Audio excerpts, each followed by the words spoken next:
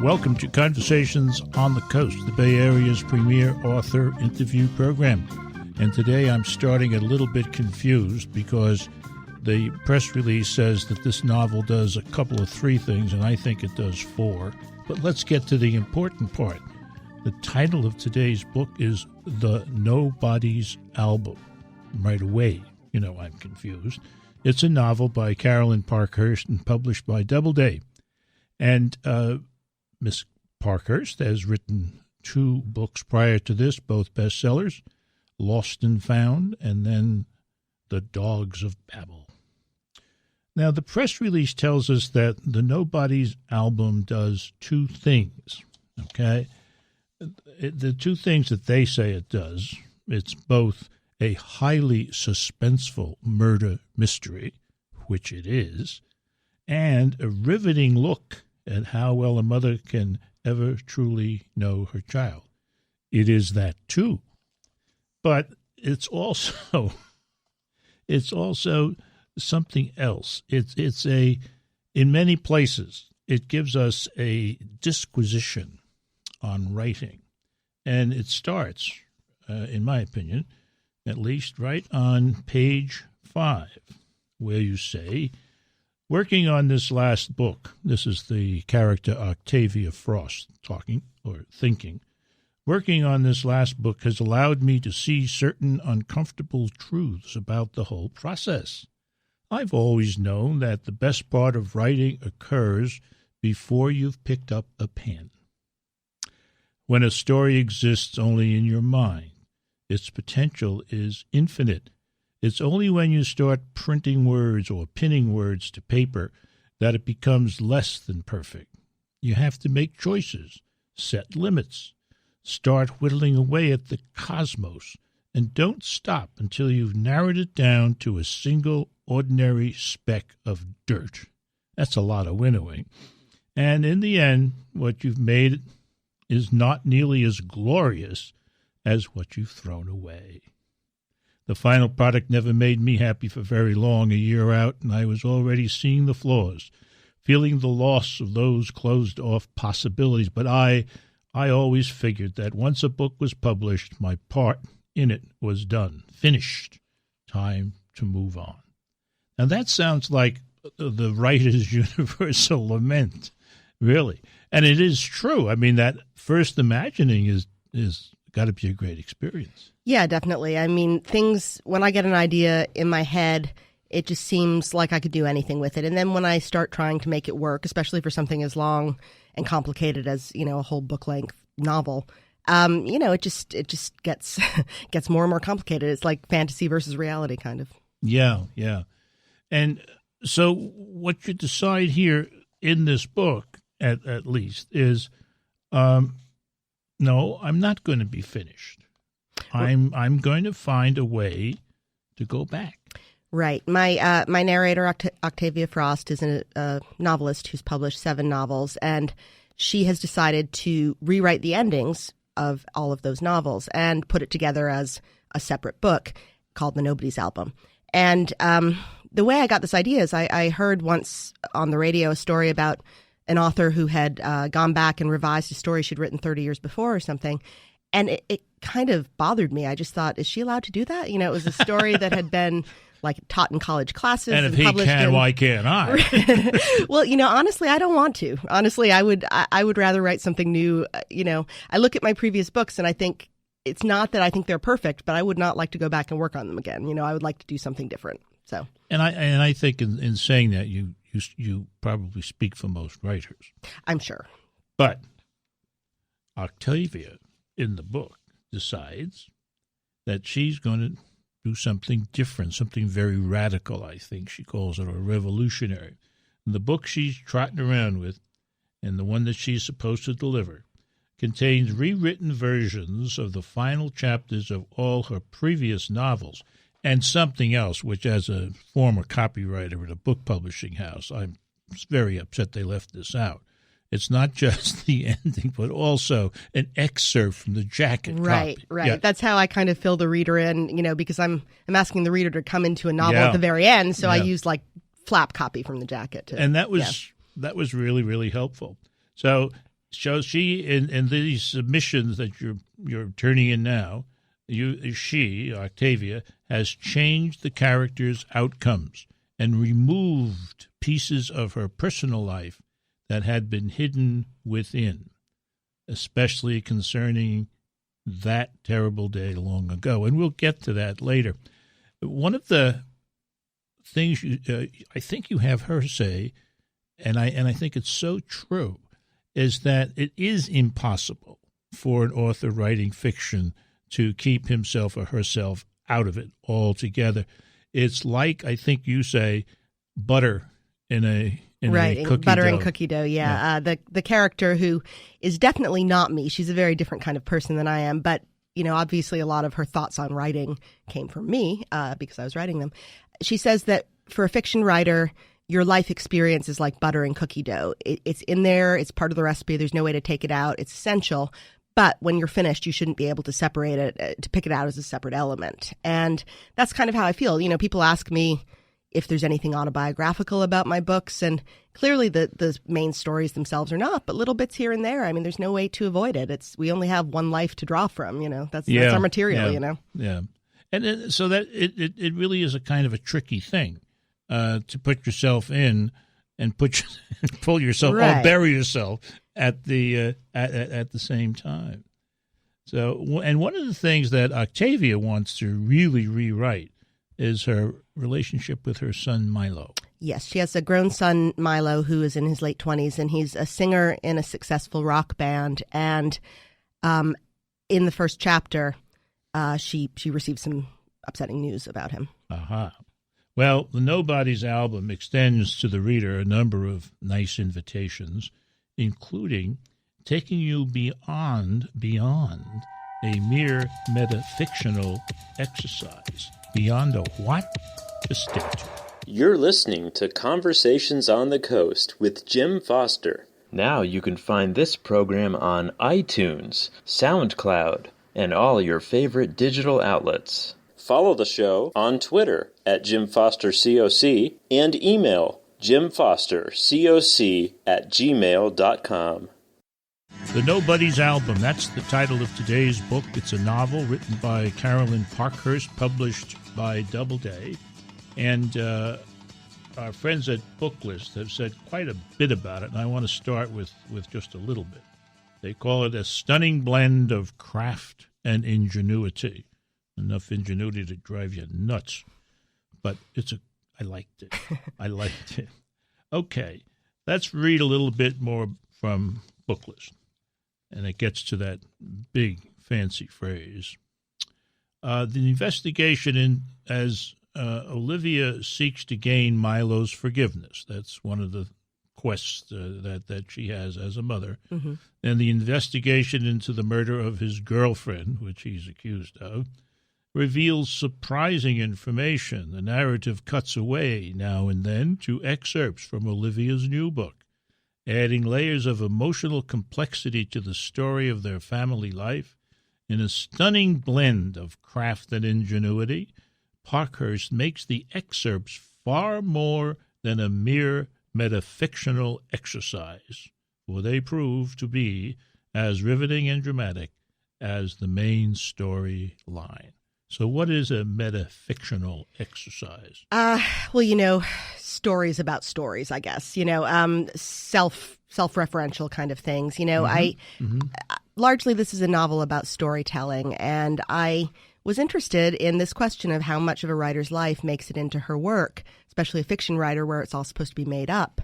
And she has not talked to her son Milo in 4 years, and it has to do with something that she wrote once. And so she's kind of hoping that by revising her books, she can revise her life in a way. And I do put the book excerpts in there, which obviously Booklist liked. My fear was that would be annoying to readers, but hopefully people will like it. And that was kind of a way for me to get inside the character from a different angle. And I think it also helps to universalize what you're driving at. For example, one of the excerpts is from a previous book called The Human Slice, and it's a story of a rather weird story, I think, in which people get selective amnesia, forgetting the bad things that happen.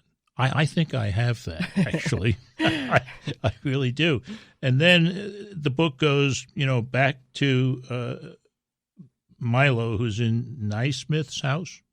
Yes, Is right. that how you pronounce that? Yeah, there's a rock star, like an older sort of rock icon guy named Roland Naismith, who is a friend of Milo's, and Milo is staying there. Yeah. And then the plot that's going on, or has just occurred, is that his girlfriend, Bettina, is threatening to leave him, and she's killed. She's murdered. And Milo's version of what went on the night of that killing is full of what he calls memory lapses. So there you go. Selective amnesia comes home. It worked. Right. I actually, what started me on that path was driving past a nursing home one day that said, with a special neighborhood for the memory impaired. And I thought, what would that be like? A neighborhood of all memory impaired people. And it led me onto this, this very good thing where everyone loses their bad memories. One of the major themes of the Nobodies album is being a parent, particularly a mother.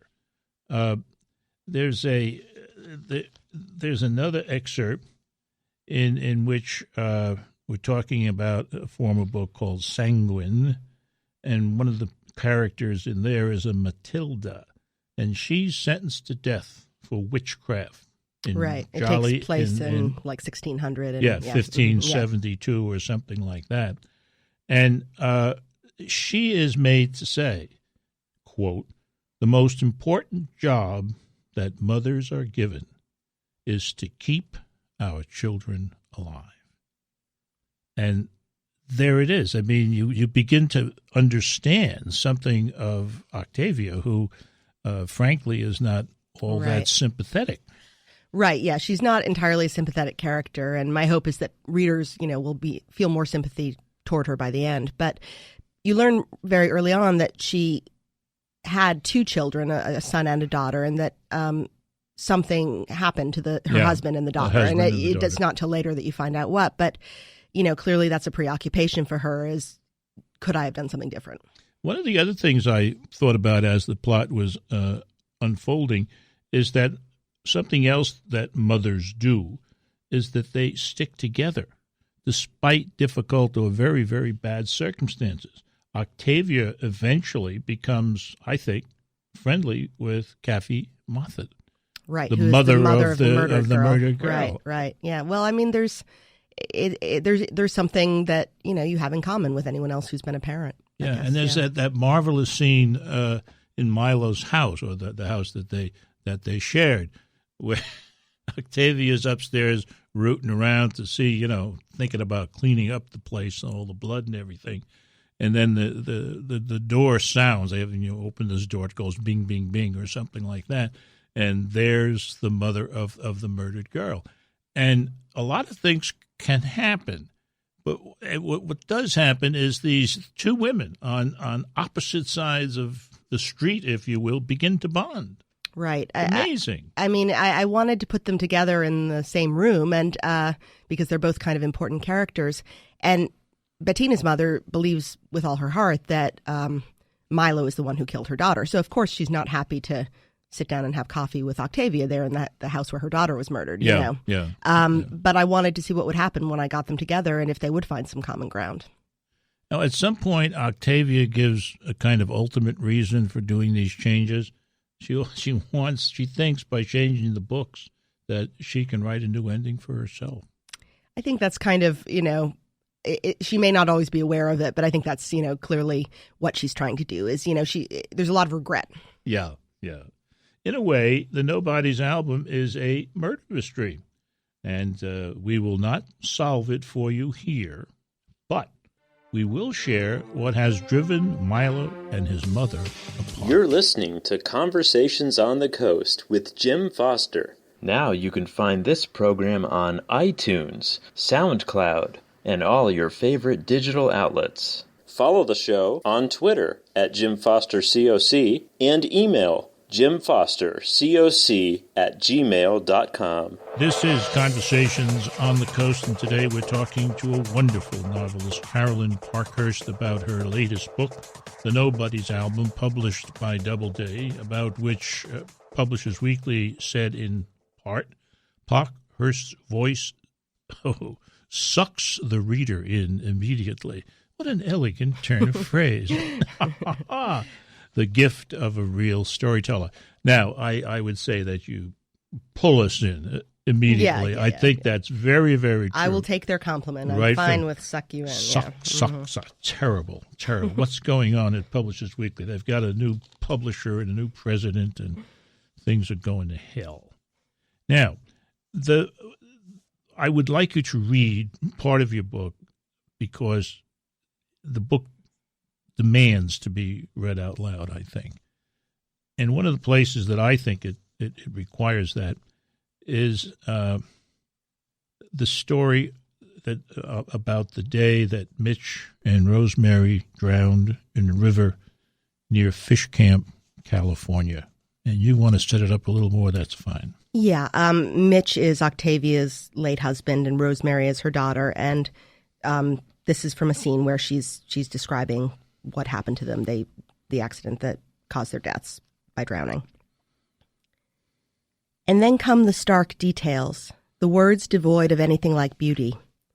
The 5 hours it took to recover the bodies, the makeshift dam the rescue workers built out of plywood to divert the water so they could get to them. Rosemary's clothes torn off by the current. Mitch's foot tangled in the roots of a fallen tree, both of them less than 100 feet from where they'd begun. Milo hysterical, me a silent shell. Flying home 3 days later, just the two of us, knowing the bodies were in the plane underneath our seats. Of course that day and all of the days that followed it became part of my work. It didn't feel like a choice. The profanity of death and the sacredness of grief. What more important material is there? When, in each of my subsequent books, I took time to pause and consider what we had had and what we had lost, it was something like the Muslim call to prayer. Such a powerful act. Imagine taking the time to stop your ordinary life 5 times a day in order to turn to something holy. A supplication, a reminder, bearing witness, a summing up of belief.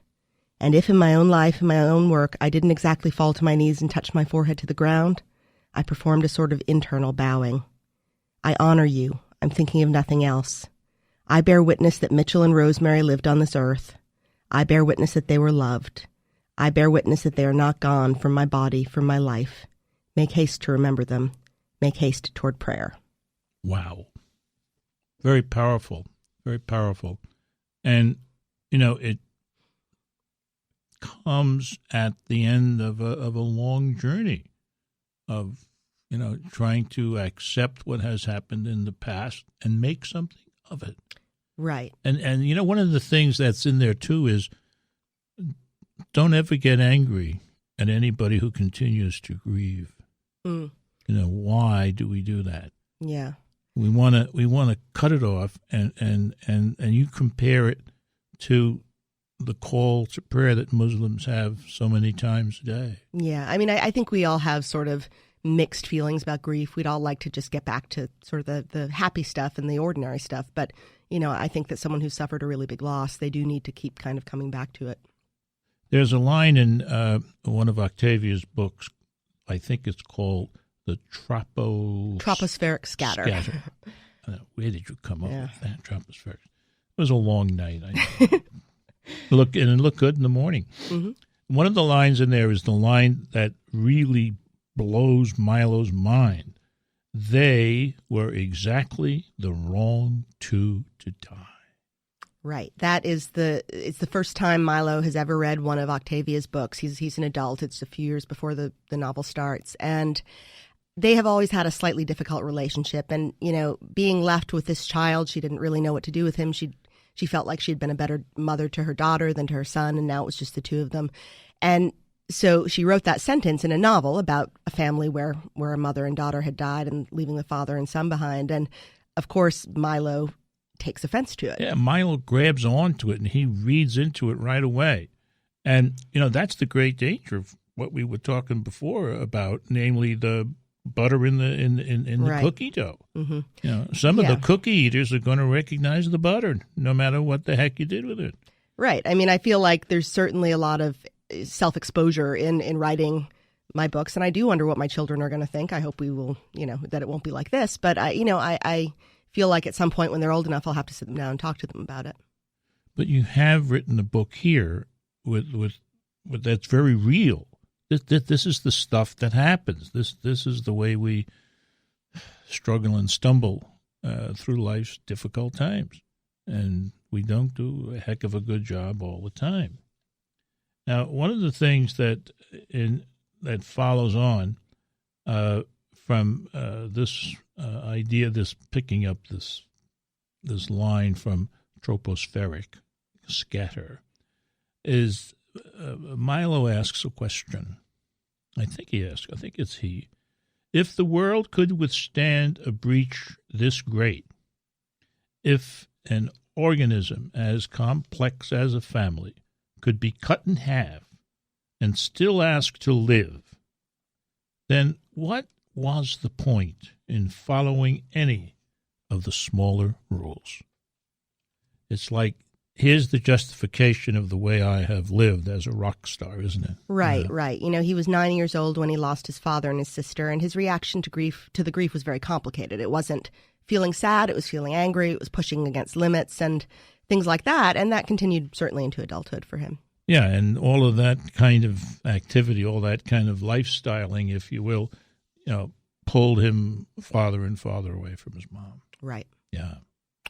Hey, this is not a sad book. It's an entertaining book, if for no other reason because of the mystery, but also capturing some of the ins and outs of rockabilly life. It's a great read. It's the Nobodies Album. It's by Carolyn Parkhurst. This has been Conversations on the Coast, and I'm Jim Foster. Now you can find this program on iTunes, SoundCloud, and all your favorite digital outlets. Follow the show on Twitter at Jim Foster COC and email jimfostercoc@gmail.com.